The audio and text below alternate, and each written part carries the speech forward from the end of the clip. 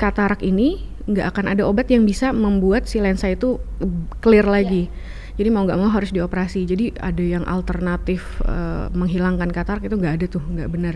Sampai operasi cangkok kornea tuh, sampai diganti kornea karena udah bolong, sampai bolong tuh bisa kornea karena ya soft lens paling banyak sih. Faktor risiko utama glaukoma itu adalah tekanan bola mata yang tinggi. Jahatnya si glaukoma ini adalah kita sebut si pencuri penglihatan. Katanya mata itu jendela jiwa. Keseharian kita juga kadang bergantung dengan mata yang sehat.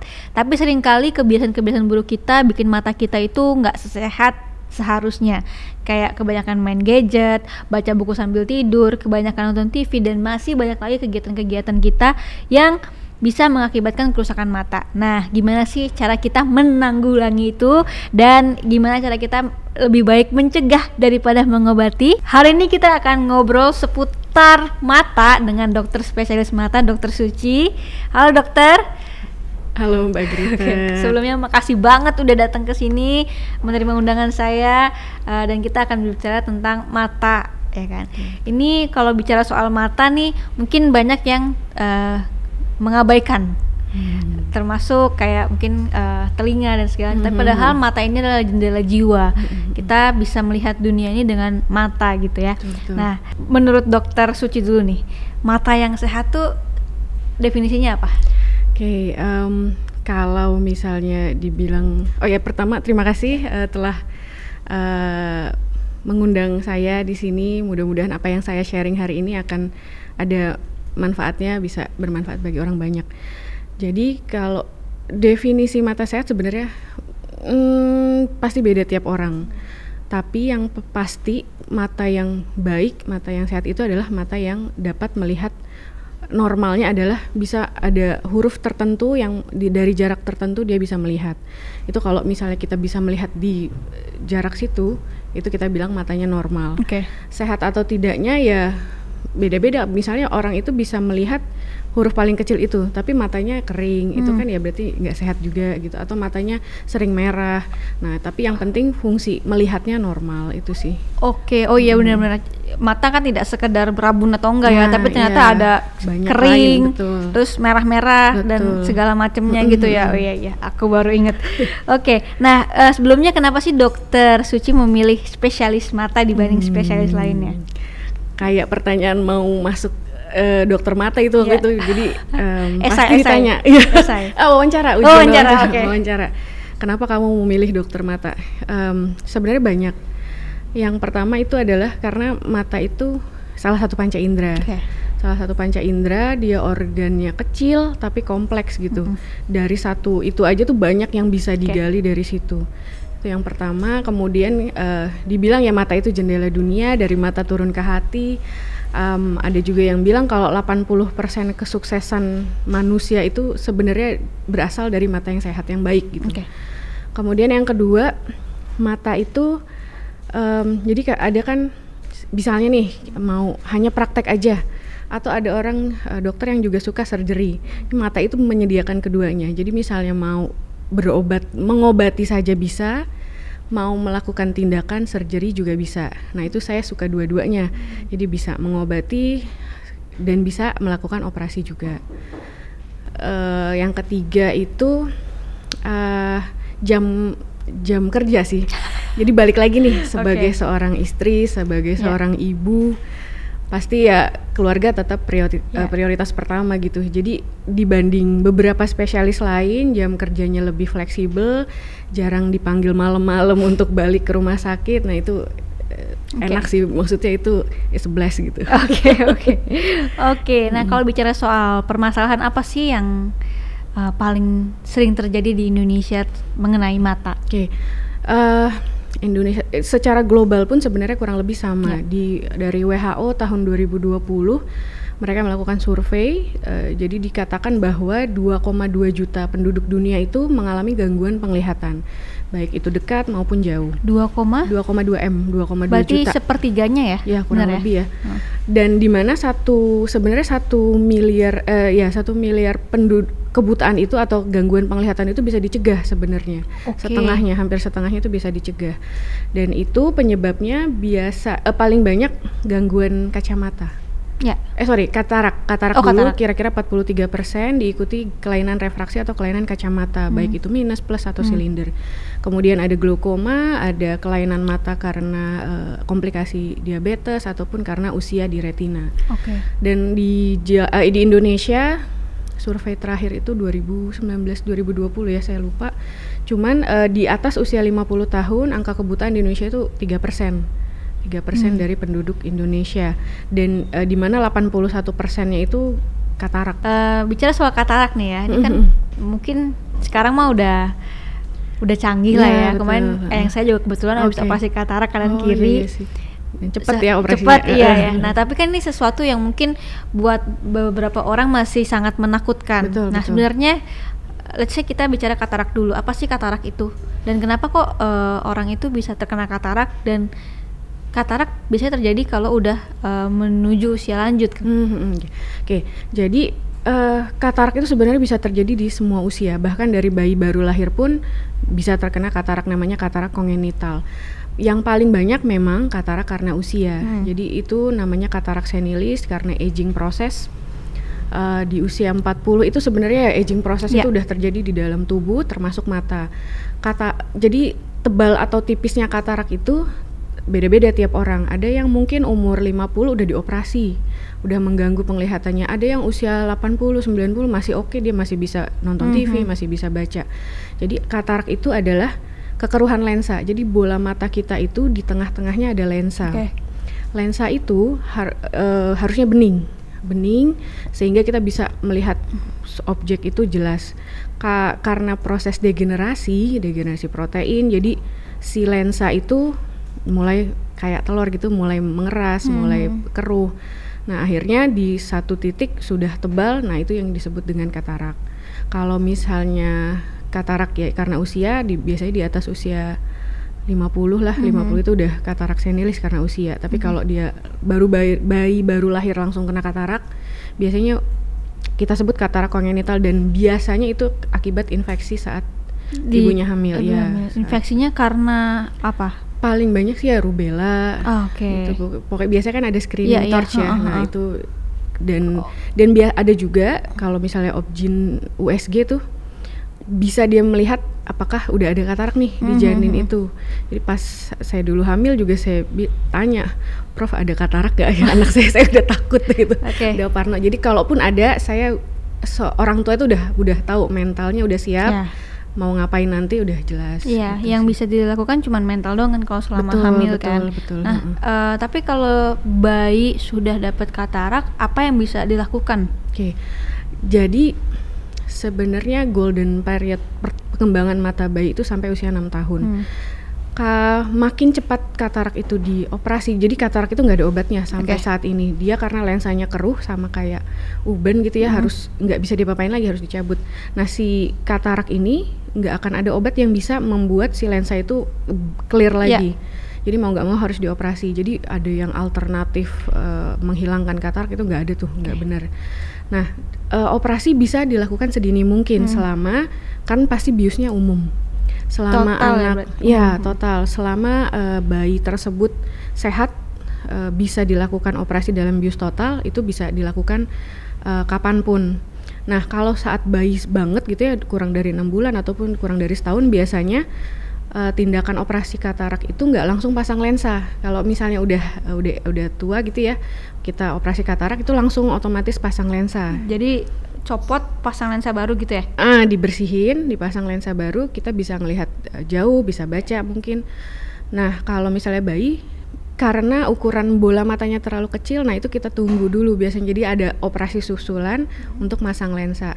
Tapi yang pasti si bayi itu, si sarafnya harus terkena rangsangan yang objek itu yang jelas gitu.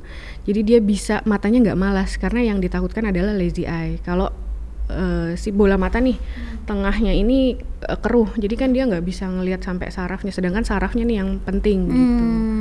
Jadi harus ditata laksana sedini mungkin kalau ada katarak kongenital. Kalau misalnya belum bisa pasang lensa, dipakai kacamata dulu yang tebel plus 10 biasanya. Nah itu setelah udah lebih udah lebih besar dikit, bola matanya udah ada ukuran buat lensanya baru dioperasi ulang. Gitu. Memang lebih complicated sih. Oke. Nah kalau misalkan yang udah usia lanjut dioperasi, berarti itu sistemnya adalah lensa yang kataraknya diambil terus diganti lensa yang baru. Betul, lensa buatan Tuhan itu dibersihkan, diganti lensa buatan manusia. Gitu. Tapi memang karena lensa buatan manusia ini tidak sebaik pasti buatan Tuhan, jadi lensa yang biasa itu kalau setelah operasi katarak kita nggak bisa baca deket. Lihat jauhnya oke nih, tapi baca deketnya kurang. Jadi butuh lensa plus buat baca. Tapi ya teknologi berkembang, ada lensa premium, lensanya bisa ada buat lihat jauh, ada buat menengah, ada buat baca juga ada ya. Lensa premium lebih bagus lagi gitu, semuanya ada di situ, jadi nggak perlu glasses free lah gitu, free from glasses. Nah tadi saya bilang di awal kalau katarak ini kan kayak orang menakutkan sekali ya. Betul. Nah sekarang tuh perkembangannya seperti apa? Apakah sebenarnya nggak perlu ditakutin sebegitunya?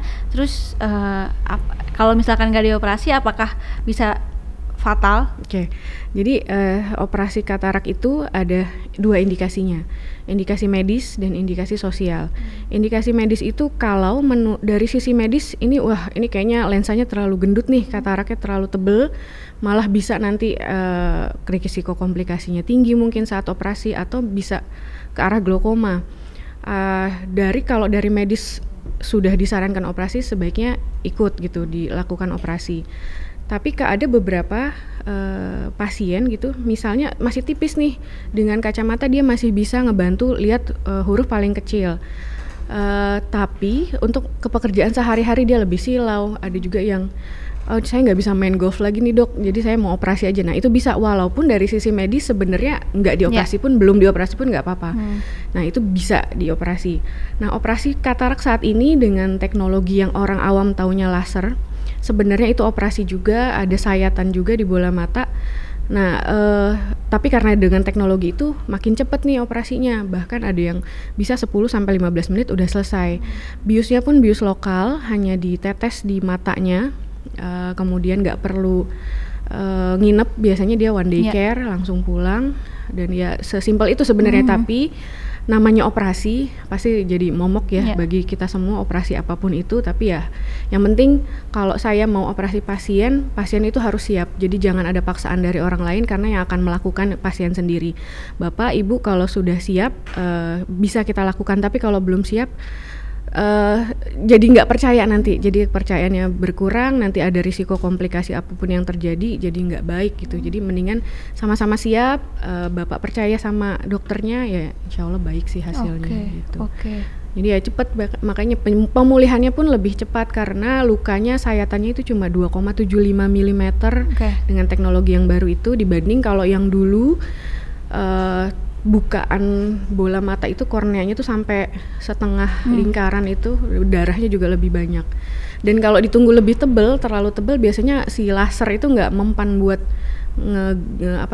menyerap si lensa yang keruh, jadinya dia butuh teknologi yang lama, yang namanya dibuka semua gitu, operasinya yang lama. Kalau misalkan kayak udah disaranin untuk operasi tapi mungkin belum berani atau menunda-nunda terus, ada nggak sih kejadian fatal yang mungkin akan terjadi gitu? Jadi si lensa itu jika dia bertambah keruh, dia bertambah berat, bertambah cembung. Jadi lensa itu tuh dia kenapa dia bisa di tengah, ada serabut-serabut penggantungnya. Jadi kalau misalnya tambah berat, dia lebih gampang goyang, atau dia bisa saja dia lepas dari penggantungnya, jatuh ke retina, ke belakang, dan itu operasinya lebih mahal lagi, lebih ribet lagi, harus bius umum dan segala macam. Jadi jangan ditunggu sampai buram banget, karena pasti aktivitas pasien itu akan terganggu. Jadi apalagi kalau yang orang tuanya tinggal sendiri ya, orang tua tinggal sendiri, udah susah nggak bisa makan sendiri, harus dibantu. Nah sebaik itu udah kataraknya harus dioperasi.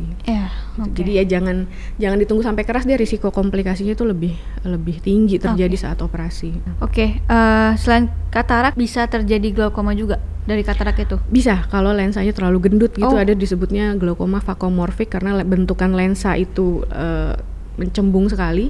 Jadi harusnya saluran keluar air di dalam bola mata itu ada jalan keluarnya. Nah, kalau terlalu cembung dia menyempit gitu alirannya. Nah, itu tekanan bola mata jadi tinggi, bisa terjadi serangan glaukoma juga, serangan akut.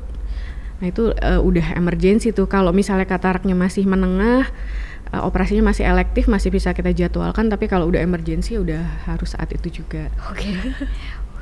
Ini makanya harus diperhatikan ya kesehatan matanya ya.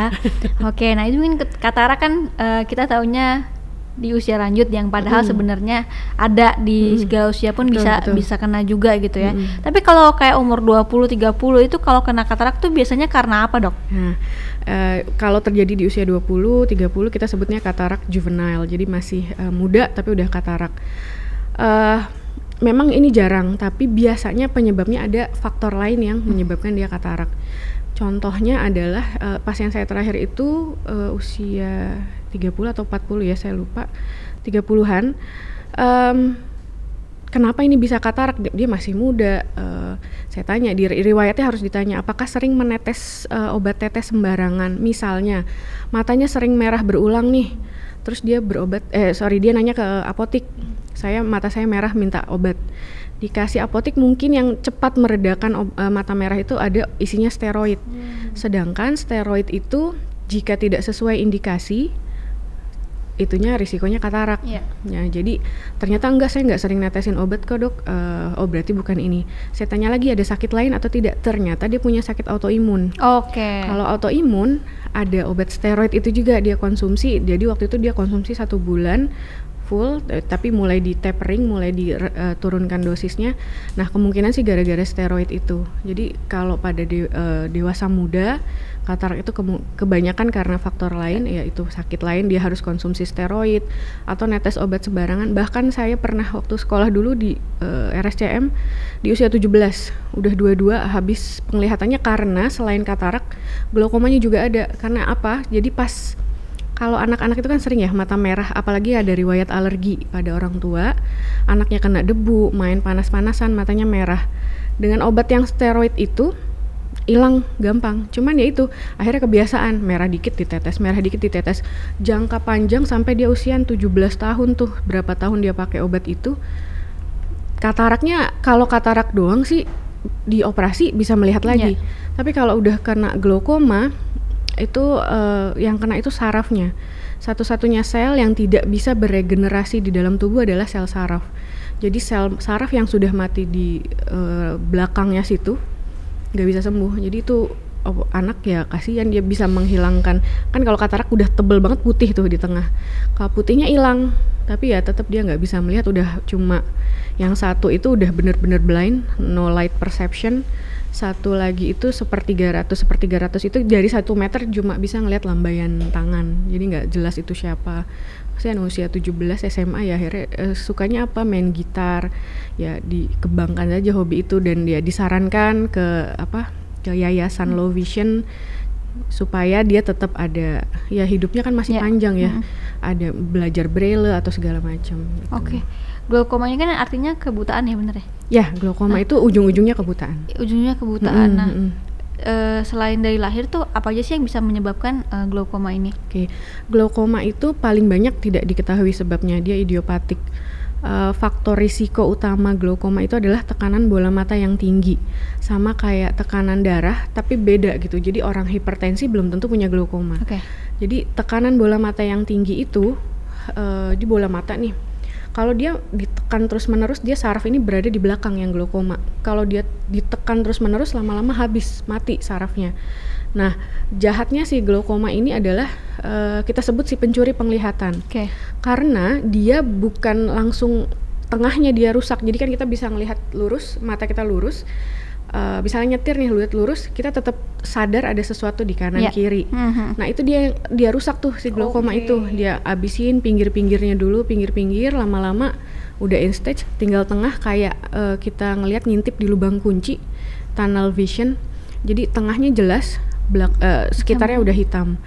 Nah, kebanyakan pasien yang nggak aware, nggak MCU gitu ya, datang dengan kayak gitu, keadaan matanya seperti itu, dan ya breaking the bad news, nggak bisa diapa-apain. Yang bisa dilakukan saat pasien glaukoma itu datang dengan penglihatan yang jelek, Bapak, kita tujuan pengobatan bukan untuk menyembuhkan, tapi untuk mempertahankan penglihatan Bapak yang masih tersisa. Nah, itu yang kita cegah supaya tidak buta total, karena yaitu glaukoma itu penyebab kebutaan irreversible nomor 1. Kalau yang kebutaan global ya secara garis besar katarak, tapi katarak dia bisa sembuh kalau dioperasi. Kalau glaukoma sampai sekarang pun stem cell juga masih debatable gitu, masih belum jelas apakah bisa mengobati atau enggak. Glaukoma masih apa, terutama kalau ada riwayat keluarga ya, misalnya ada riwayat keluarga yang sedarah ada glaukoma, sebaiknya anak-anaknya di atas usia 40 screening. Jadi kalau screening itu tujuannya deteksi dini kita tahu lebih cepat, progresivitas penyakit atau kebutaan itu bisa kita cegah lebih lama. Jadi memperlambat proses penuaan aja lah ya berarti. Penuaan untuk kebutaan mata. Oke. Berarti selain glaukoma dan lain-lain, semua penyakit mata itu juga berhubungan dengan genetik juga? Beberapa iya. Jadi contohnya genetik itu berperan, misalnya nih rabun senja, yang makin sore makin bener-bener dia nggak bisa ngelihat, dan itu makin dia dewasa makin habis penglihatannya. Itu rabun senja atau retinitis pigmentosa, itu genetik berperan penting. Buta warna itu juga. Jadi buta warna biasanya diderita oleh laki-laki, wanita hanya pembawa. Kalau dua-duanya menderita, orang tuanya ayah ibu menderita, satu pembawa, satu saya pernah dapat soalnya perempuan buta warna, jarang banget, itu 1 atau 2 pasien. Itu genetik, albinism, albino itu juga genetik, dan umumnya nggak bisa diobati karena genetik. Kalau misalnya mata minus itu yang gen yang diturunkan adalah panjang bola mata. Jadi kenapa sih kita bisa minus? Karena bola mata kita itu lebih panjang dari normal. Jadi cahaya itu jatuh di depan saraf mata. Dia ini kayak hukum fisika sih. Jadi dia butuh lensa negatif di depan kornea yang sifatnya divergen, yang narik tadi si bayangan jatuh di depan saraf mata itu jatuh pas di retina. Nah, yang diturunkan adalah panjang bola mata, sama kayak tinggi badan. Ke anak-anak tinggi badan bapak ibunya berapa diturunkan. Nah, kalau panjang bola matanya, apalagi yang orang tuanya dua-duanya minus gitu, kemungkinan anak-anaknya bola matanya lebih panjang itu besar sekali. Jadi ya genetik berperan penting, tapi saat ini lingkungan juga berperan tuh kalau buat mata minus, karena pas pandemi kemarin nih, ada orang tuanya nggak pakai kacamata, dua-duanya baik, normal matanya, tapi anaknya jadi pakai kacamata, yaitu karena aktivitas dekat sekarang itu lebih sering di anak-anak. Kayak screen time gitu ya? Ya, aktivitas dekat, main ya tablet, gadget, bahkan jarang main di luar, main sepeda, main ya yang di luar itu udah berkurang gitu. Nah, itu karena faktor lingkungan. Jadi selain genetik, faktor lingkungan juga pengaruh. Gitu. Berarti kalau genetik itu mostly dari lahir udah ada gen ya, udah membawa.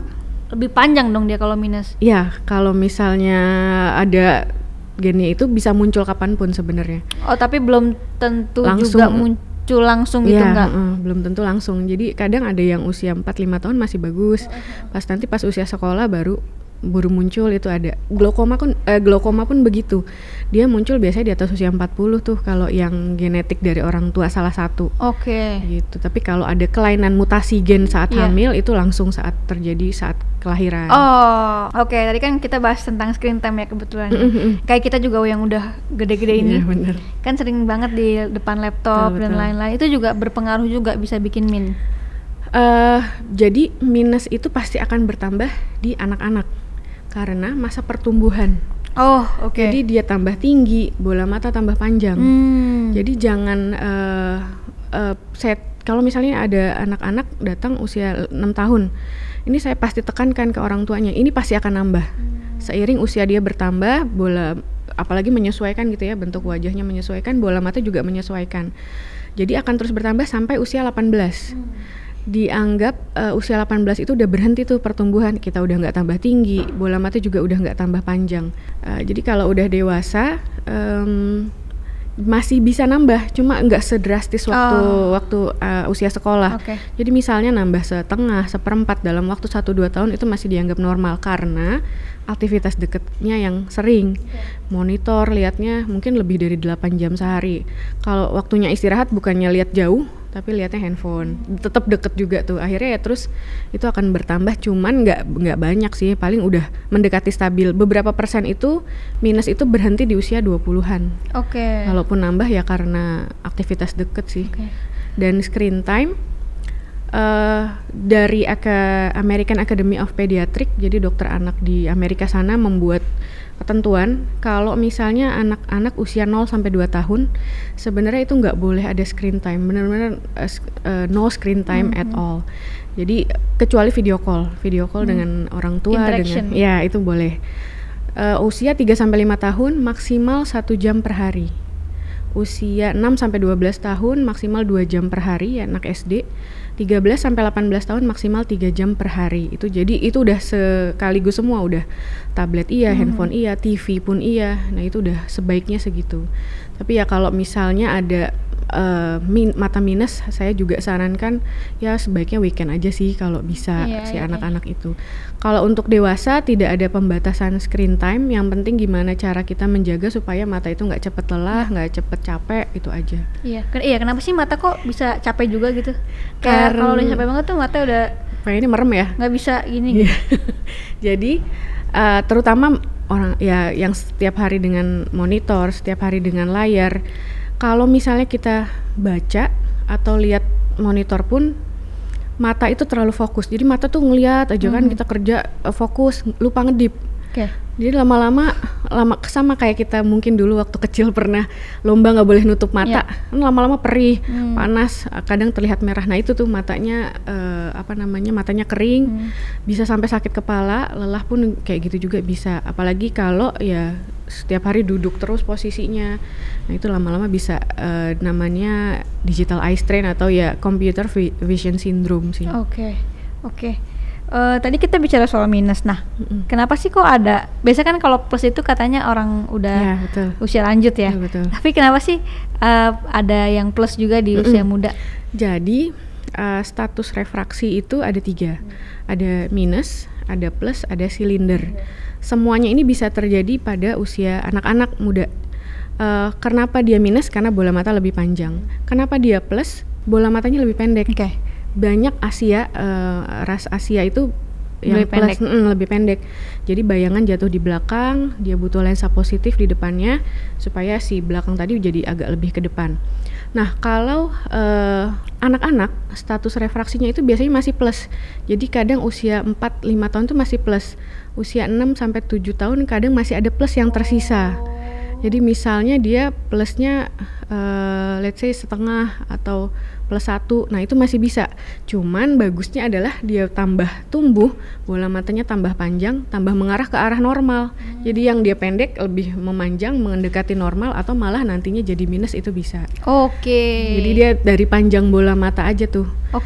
Nah beda kalau plus di usia 40. Di usia 40 itu plus terjadi karena otot-ototnya udah nggak sebaik dulu ya untuk melihat dekat. Jadi udah mulai akomodasinya udah mulai terganggu, akhirnya butuh lensa positif itu sih. Jadi dua hal yang berbeda sebenarnya plusnya itu. Berarti kalau dalam masa pertumbuhan tuh bisa kayak grafiknya udah bagus terus jelek lagi. Bisa ya sebenarnya dari plus bisa terus plus, nol bisa normal terus jadi minus bisa juga. Kebalikannya pun juga bisa. Jadi selama masa pertumbuhan itu masih fluktuatif lah betul. Tapi kalau udah minus pasti minus terus. Plusnya itu nggak akan hilang di usia 40. Banyak orang bilang kan nanti kalau udah 40 minus gue hilang nih. Enggak, dia nggak akan hilang, tapi ada dua-duanya. Jadi ya butuh lensa progresif, jauhnya di atas minus sama silinder misalnya, di bawahnya buat baca plus. Gitu. Tadi aku udah ketinggalan satu pertanyaan. Kan tadi tentang radiasi ya dari screen time. Betul. Nah sekarang tuh ada kacamata yang anti radiasi. Menurut dokter gimana? Nah jadi yang ditakutkan adalah blue light kan. Blue light itu jadi ada lensa blue light yang disebut anti radiasi, diciptakan untuk memblok si blue light ini. Sampai saat ini belum ada penelitian saintifik yang benar-benar mengatakan bahwa si blue light ini harmful ke mata, jadi merusak mata itu nggak ada sampai saat ini. Berdasarkan statement itu, berdasarkan penelitian itu, ada juga penelitian dia bilang si blue light ini tidak menyembuhkan si computer vision syndrome ini, nggak menyembuhkan mata lelah. Dari penelitian itu si American Academy of Ophthalmology, yaitu dokter mata Amerika sana, membuat statement bahwa sebenarnya nggak direkomendasikan sih kacamata anti radiasi ini. Jadi mau dipakai boleh, kadang ada sugesti juga mungkin beberapa orang. Jadi kayaknya lebih nyaman nih pakai kacamata anti radiasi. Tapi sebenarnya nggak dipakai pun nggak masalah. Jadi tergantung balik lagi ke individu masing-masing sih. Cuman sebenarnya berangkat dari sana beberapa dokter mata di negara-negara lain pun ikut bilang itu sebenarnya nggak usah dipakai juga nggak apa-apa. Gitu. Karena blue light yang paling tinggi itu adalah dari matahari. Apalagi dengan teknologi saat ini makin baik, blue lightnya makin rendah nih. Seharusnya LED, LCD itu makin bagus lagi. Tapi kan begitu dicek tuh kadang minusnya tuh bisa beda. Yang kanan 0,75, yang ini 1. Jadi balik lagi ke panjang bola mata tadi, tidak ada yang ada pasti precise itu panjang bola mata kanan dan kiri. Sama kayak tangan kita panjangnya pasti beda kanan dan kiri, telunjuk atau segala macam juga beda. Panjang bola mata normalnya sekitar 23 sampai 24 mm. Jadi beda 1 mm aja itu bisa memberikan kekuatan refraksi itu plus minus 2. Jadi kalau misalnya yang satu panjangnya 23, sekian milimeter, yang sebelah lagi 23,5, 23,4 itu bisa bikin ya -1/4 mungkin bedanya. Tapi ya kalau misalnya beda 1 milimeter itu plus minus 2. Kalau itu masih dianggap normal sih, ya itu karena panjang bola matanya beda kanan kiri. Gitu. Dok, kalau misalkan udah nih yang kiri minus 0,75, yang kanan 0,75, pakai kacamata. Kalau misalnya jadi kalau anak-anak pasti dikasih ukurannya full karena dia untuk mencegah mata malas. Kalau misalnya dewasa, kadang dia lihat jauhnya masih enak gitu tanpa kacamata, ya dikembalikan lagi ke orang tersebut, ke individu tersebut. Tapi kalau misalnya mata itu nggak dipakai sesuai ukuran, misalnya dia harus pakai minus, pakai plus, dia nggak make, itu matanya cepat lelah.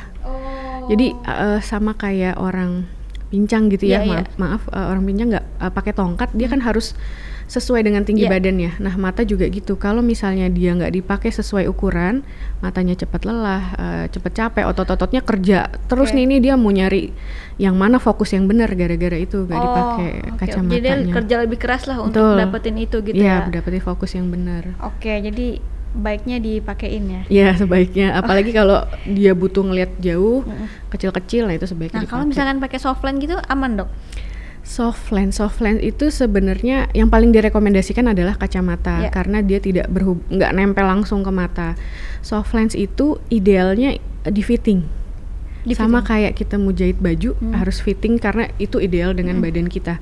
Kalau misalnya soft lens, dia harus di fitting dulu karena yang beredar di pasaran itu adalah sama kayak pakaian SML gitu. Itu base curve-nya beda-beda, kelengkungan korneanya beda-beda, kelengkungan soft lens-nya beda-beda. Dan itu akhirnya kalau ada yang beli ya sesuai kenyamanan masing-masing gitu. Kalau idealnya harus di fitting, di order, kita cek berapa base curve yang nyaman. Nah, itu harusnya sih seperti itu. Tapi kalau memang harus harus pakai soft lens gitu ya, harus diperhatikan bahwa kebersihan tangan, kebersihan kuku saat masang dan bukanya harus bersih. Terus udah gitu tempat penyimpanannya itu juga sebaiknya disteril karena sumber-sumber infeksi dari situ.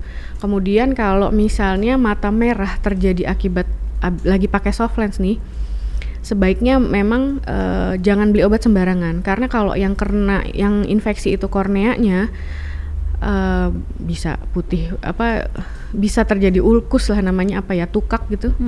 Dan itu adalah jangka panjangnya sampai operasi cangkok kornea tuh, sampai diganti kornea karena udah bolong, sampai bolong tuh bisa kornea karena ya soft lens paling banyak sih gitu. Oke. Waduh, ngeri ya. Jadi benar-benar harus soalnya kan ringkih banget, saya dengerin dokter aja tuh saya udah merinding gitu ya. Apalagi cangkok kornea. Iya, waduh. Oke, Dok, bicara soal tes mata nih kan, kalau ke dokter mata itu kan ada kayak ini jarak sekian bisa nggak gitu kan ya, yang ukurannya kecil-kecil. Nah, tapi kan ada juga dok yang sekarang di optik-optik itu yang tinggal dipencet doang. Kasih ngelihat huruf juga atau maksudnya ngelihat kayak komputer? Ya? Komputer doang ya langsung di gitu kita langsung ngelihat keluar. Objek situ ya. Kalau itu namanya autorefraktometer, itu mengukur panjang bola mata kita. Itu kira-kira minusnya berapa, silindernya berapa. Tapi kita nggak boleh berpatokan pada itu saja. Dia harus diperiksa lagi subjektifnya. Jadi si pasien harus ngelihat huruf dari jarak tertentu, disesuaikan lagi dengan itu. Karena kalau dari mesin aja itu bisa salah. Error ya, bisa bias. Kita bicara soal permasalahan mata yang mungkin teman-teman mungkin masih bingung ini permasalahan mata atau enggak. Ini namanya ada eye floater. Oke. Eye floater. Ini tuh apa dan penyebabnya tuh apa, Dok? Jadi floaters itu ya kayak mengambang gitu ya di dalam mata. Di dalam bola mata, kenapa mata kita bisa bulat? Di dalamnya ada namanya badan gel vitreous. Makin bertambah usia, si gel vitreous ini makin gampang mencair. Nah, itu yang serabut-serabut yang lepas itu yang terlihat seperti entah itu rambut. Ada beberapa orang bilang kayak ada rambut terbang-terbang, kayak nyamuk atau kayak lalat terbang-terbang. Nah, itu yang karena dia mengambang kita sebutnya floaters. Akibat pencairan si badan gel vitreous. Umumnya harusnya terjadi di usia 60-an gitu. Karena ya faktor aging. Tapi floaters itu bisa terjadi lebih awal, terutama pada pasien-pasien mata minus. Bola matanya lebih panjang, jadi si badan gel itu lebih gampang mencair. Bisa juga karena riwayat trauma, mungkin sebelumnya kepukul, kebentur, kecolok, atau mungkin kesikut. Kakak saya kemarin kena itu bola tenis. Aduh, itu bisa juga. Lebih cepat floaters mungkin nanti. Sebelum usia 60 mungkin bisa. Tapi yang lebih serem sih sebenarnya kalau terkena trauma bola itu adalah perdarahan bola mata sebenarnya. Enggak sih, aman. Enggak ya, aman. Iya, dia ngambang-ngambang aja gitu. Oh ya ampun. Terus, nah itu floaters dan umumnya nggak bisa hilang. Jadi diadaptasikan. Biasanya terlihat kalau kita melihat ke arah yang terang tuh, baru kelihatan kayak ada rambut atau mungkin jaring laba-laba. Nah seperti itu. Jadi harus diadaptasikan. Atanya ada obat yang bisa menyerapnya, tapi sampai sekarang ya masih belum signifikan lah pengaruhnya gitu. Saya lihat-lihat masalah mata ini belum ini ya, maksudnya masih banyak PR-nya ya. Karena dari mata itu aja sendiri ada 10, kalau nggak salah 10 divisi tuh. Ada korneanya, ada retinanya, glaukomanya, mata julingnya, mata anak, segala macam. Nah itu banyak gitu kalau mau dibahas dalam sejam 2 jam kayaknya nggak sempet. Oh iya, tapi menarik nih kalau tadi bicara soal mata juling lah ya, kita ambil ini. Kan ibu-ibu takut nih anaknya juling. Nah, dari kecil tuh harus diapain dok biar anaknya matanya nggak juling? Jadi juling itu terjadi bisa genetik juga. Kalau salah satu orang tua ada yang juling, kemungkinan anaknya bisa juling. Kemudian kalau dia kongenital biasanya di 6 bulan pertama munculnya. Tapi mata anak-anak itu masih gerakannya tuh masih nggak bisa dikontrol gitu 6 bulan pertama. Kalau setelah 6 bulan masih ada mata yang tidak bisa terfiksasi, nah itu harus diperiksa sih. Mata juling itu ya kecuali kalau misalnya ada yang menghambat dia melihat gitu. Misalnya ada salah satu mata ada kataraknya atau ada sesuatu, jadi ada mata dominan yang dia pakai, yang satu jadi abai, jadi lebih juling keluar. Atau plusnya terlalu tinggi. Kalau plusnya terlalu tinggi, julingnya jadi ke dalam. Minus terlalu tinggi, julingnya jadi keluar. Nah itu sih ada pelajarannya. Juling itu emang ribet sih. susah banget. Tapi bisa sembuh nggak? Kalau karena kacamata harus pakai kacamata. Bahkan ada namanya kacamata prisma itu. Kalau karena kacamata berarti bisa karena kacamata? Bisa. Jadi misalnya nih mata sebelah kanan normal atau minusnya cuma setengah. Mata sebelahnya itu min 4 lah. Jadi dia lebih suka pakai mata yang yang baik. Yang cuma min setengah. Jadi dia punya mata dominan. Yang matanya minusnya tinggi dia agak abai. jadi dia agak lari keluar. Nah itu bisa. Nah itu butuh kacamata harus sering dipakai, jadi supaya dua-duanya melihat fokus yang sama gitu. Wow. Dan kalau misalnya salah satu ada yang lazy eye, yang mata malas, pada anak-anak masih bisa diterapi ya sampai usia 8 tahun, 10 tahun yang pakai patch.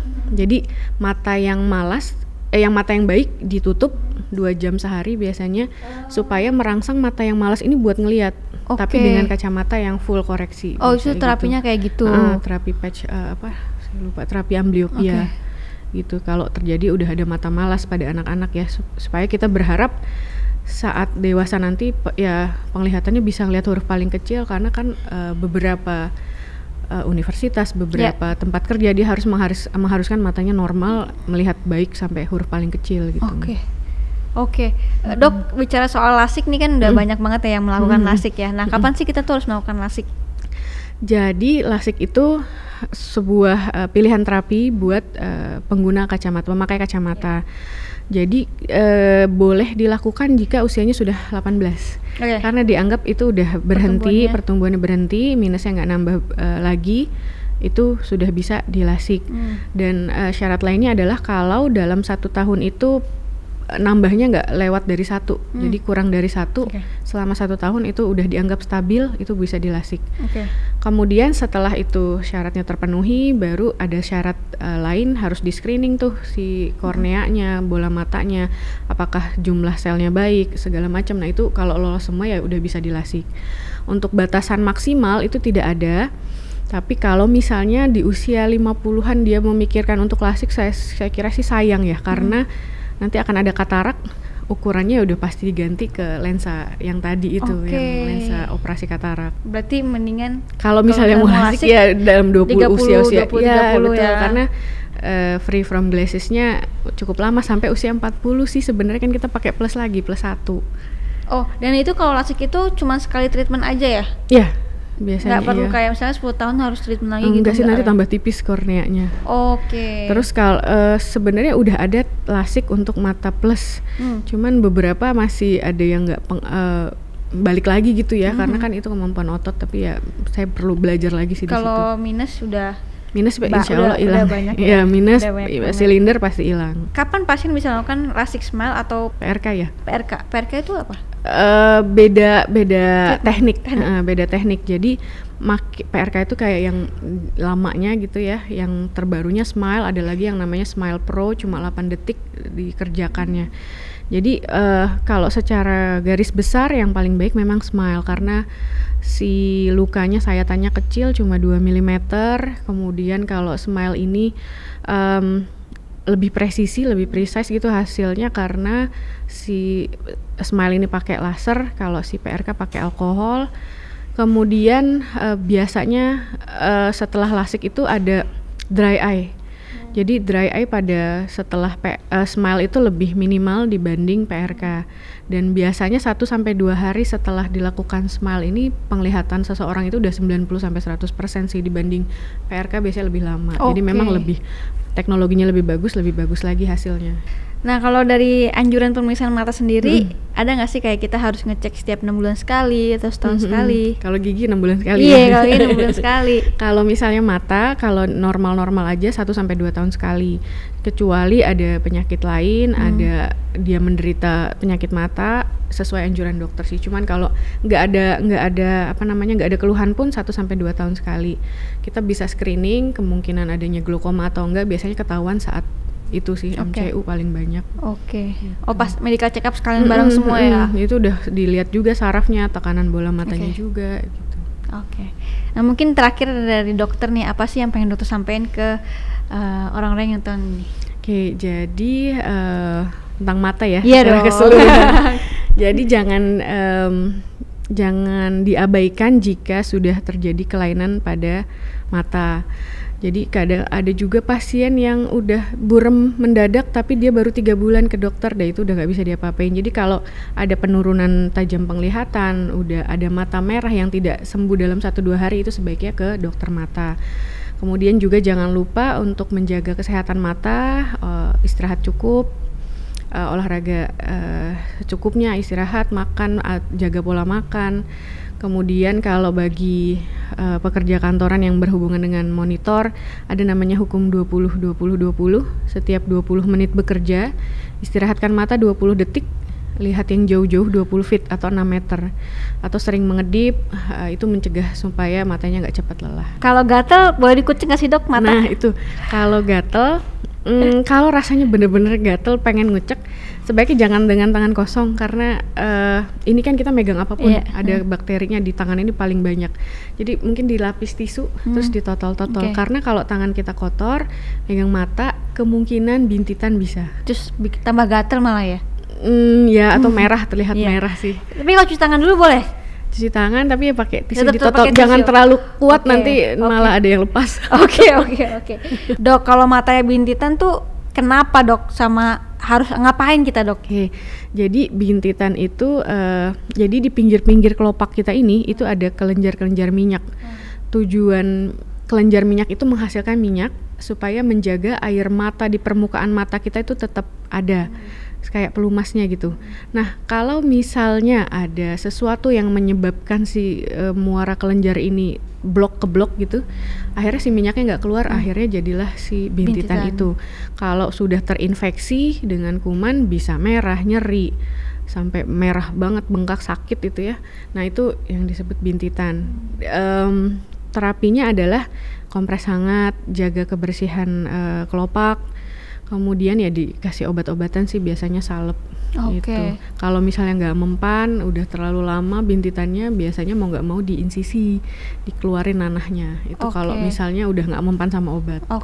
Itu sih. Jadi ya kalau misalnya sering pakai makeup mata, mau tidur tuh harus sampai bener-bener bersih. Jadi kalaupun pakai eyeliner, saya kadang masih selain kapas saya pakai cotton bud gitu ditotol kayak pakai eyeliner lagi tuh. Biasanya masih banyak, masih hitam di situ, supaya nggak keblok si saluran, si kelenjar minyak tadi gitu. Jadi bukan itu ya, bukan ngintipin mandi. Bukan. Oke dokter, thank you banget sudah datang, sudah memberikan informasi seputar mata. Semoga ilmunya bermanfaat buat teman-teman di rumah yang nonton ya. Oke, thank you dokter. Sehat selalu. Terima kasih banyak Mbak Grita, sehat-sehat.